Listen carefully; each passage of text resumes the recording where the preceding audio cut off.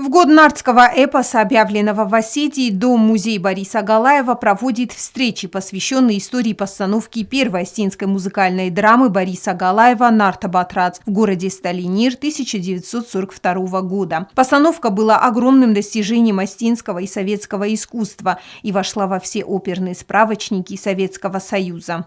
Играл симфонический оркестр, было драматургическое действие в музыкальном оформлении. И это было просто потрясающим достижением. Показывала сейчас нашим гостям в оперный справочник, называется «Словарь опер», и оперные премьеры 20 века, автор Штемплес, туда вошло, потом есть композиторы СССР, там отмечается, везде пишется, что вот «Нарт и Батрац», первая осетинская музыкальная драма, была поставлена именно в эти дни. Почитатели и любители творчества Бориса Галаева во время встречи познакомились с раритетными материалами постановки партитурой, программой. Кроме того, были прослушаны аудиозаписи воспоминаний Галаева. Святое место для музыкантов. Здесь была масса гостей. Они приезжали с поклоном к Борису Александровичу. И мы сейчас мечтаем о том, чтобы было большое здание, чтобы мы могли там делать экспозиции и показывать нашим жителям и гостям,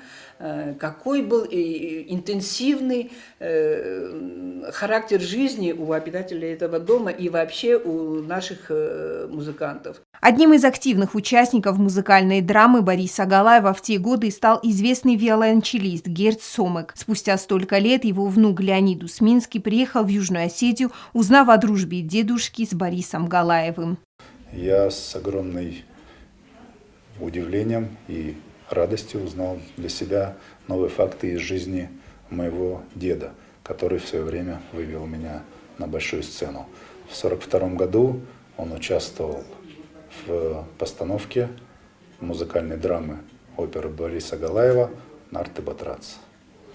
Поэтому, познакомившись с Андреем Николаевичем Габараевым и Лианой Павловной Гаглойтой, воспользуясь их гостеприимством, я с удовольствием прилетел сюда и наслаждаюсь этой атмосферой. В программе вечера поучаствовали также юные исполнители школы студии при второй средней школе. Были исполнены музыкальные импровизации. Яна Плива, Сармат Гузитаев. Информационный выпуск сегодня.